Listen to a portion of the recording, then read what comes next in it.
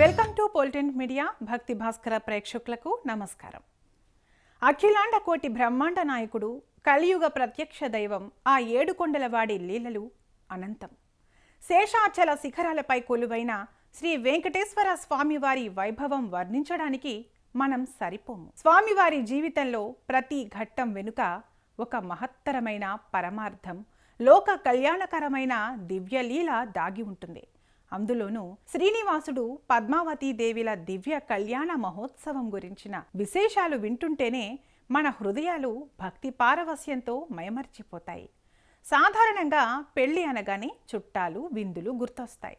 కానీ ఆ జగన్నాథుడి పెళ్లి ఎలాంటిదో తెలుసా? ముక్కోటి దేవతలు, యక్షులు, కిన్నెరలు, సమస్త జీవరాశులు తరలివచ్చిన దివ్య వేడుకాది. మరి అంతమంది వచ్చినప్పుడు ఆ కళ్యాణ విందు ఎలా జరిగింది? అగ్నిదేవుడే స్వయంగా వచ్చి పాకశాస్త్ర ప్రవీణుడిగా మారిన లీల ఏమిటి? తిరుమల నుండి శ్రీశైలం వరకు సాగిన ఆ అపూర్వమైన భోజనాల పంక్తుల్లో పరమశివుడే స్వయంగా వడ్డించిన వింత ఏమిటి? అంతేకాదు, ఈ పెళ్లి కోసం కుబేరుని దగ్గర తీసుకున్న అప్పును స్వామివారు ఇప్పటికీ ఎలా చెల్లిస్తున్నారు వంటి అద్భుతమైన దివ్య లీలలను క్షుణ్ణంగా తెలుసుకునే ముందు ఈ వీడియోని ఎక్కడా స్కిప్ చేయకుండా చివరి వరకు చూడండి. పురాణ గాథల ప్రకారం ఆకాశరాజు కుమార్తె అయిన పద్మావతీ దేవిని పెండ్లాడేందుకు శ్రీనివాసుడు సిద్ధమయ్యాడు. నారాయణవనంలో కళ్యాణ మండపం సర్వాంగ సుందరంగా సిద్ధమైంది. లోక కళ్యాణం కోసం జరుగుతున్న ఆ వివాహాన్ని చూడటానికి సమస్త బ్రహ్మాండం తరలివచ్చింది.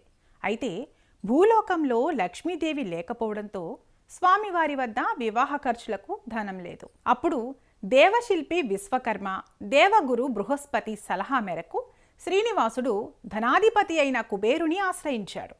జగన్నాథుడే తన వద్దకు వచ్చి అప్పు అడిగేసరికి కుబేరుడు ధన్యుడయ్యాడు. ధర్మ నియమాల ప్రకారం 1,000,000 సువర్ణ నాణేలను శ్రీనివాసుడు అప్పుగా తీసుకున్నారు.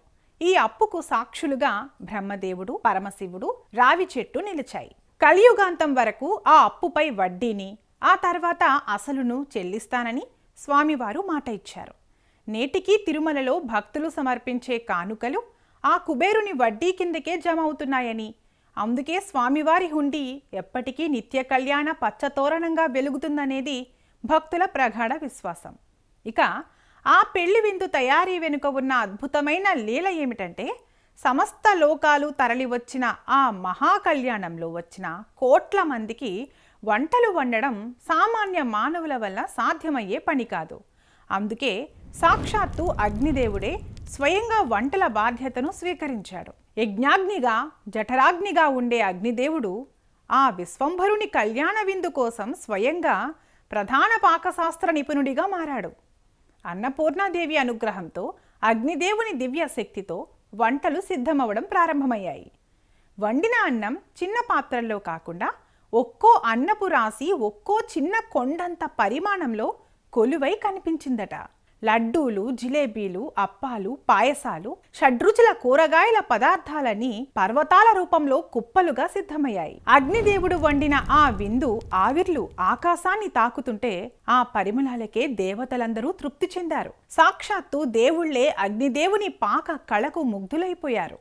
అలా కొండల రూపంలో సిద్ధమైన ఆ మహత్తరమైన పదార్థాలను వడ్డించడం ఎక్కడ జరిగింది తెలుసా? తిరుమల శేషాచల కొండల నుండి ప్రారంభమై కడప, కర్నూలు జిల్లాల మీదుగా శ్రీశైల మల్లికార్జునుడి క్షేత్రం వరకు దాదాపు 100 మైళ్ల పొడవున భోజనం పంక్తులు పరిచారట. మైళ్ల కొద్దీ పచ్చటి విస్తళ్లు వేశారు. ఈ కళ్యాణంలో అత్యంత అద్భుతమైన ఘట్టం ఏమిటంటే, కైలాసపతి అయిన పరమశివుని పాత్ర.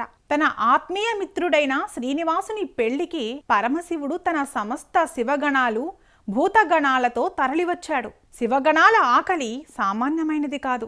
వారందరికీ సరిగ్గా భోజనాలు అందుతున్నాయో లేదో చూసేందుకు స్వామివారిపై ఉన్న అత్యంత ప్రేమతో ఆ బోళాశంకరుడే స్వయంగా భోజన పంక్తుల్లోకి దిగాడు. అగ్నిదేవుడు కొండల రూపంలో వండిన ఆ దివ్య పదార్థాలను పరమశివుడు స్వయంగా పాత్రల్లోకి తీసుకుని లక్షలాది మంది భక్తులకు, మునులకు, శివగణాలకు నిరంతరం వడ్డించాడు. హరిహరులకు భేదం లేదని చాటి చెప్పేందుకు ఈ ఘట్టం ఒక సజీవ సాక్ష్యం. పరమశివుడు స్వయంగా వడ్డిస్తుంటే భక్తులు, మునులు భక్తి పారవస్యంతో ఒకవైపు హరహర మహాదేవ అని, మరొక వైపు గోవింద గోవింద అని చేసిన నామస్మరణ దిక్కులు పిక్కటిల్లేలా మారుమోగింది.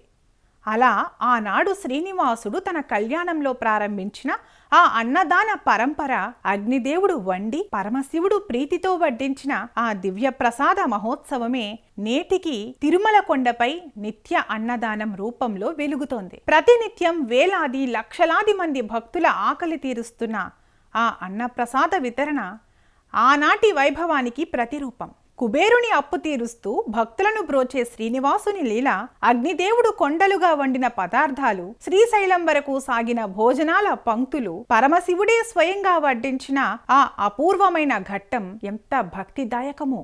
ఈ గాథను విన్నా స్మరించుకున్నా సమస్త పాపాలు తొలగి ఆయురారోగ్యాలు ఐశ్వర్యం ప్రాప్తిస్తాయి.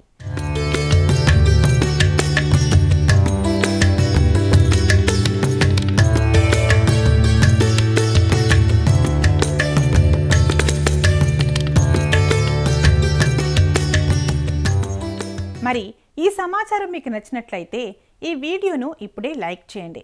మీ ఫ్రెండ్స్ అండ్ ఫ్యామిలీ మెంబర్స్కి షేర్ చేయండి.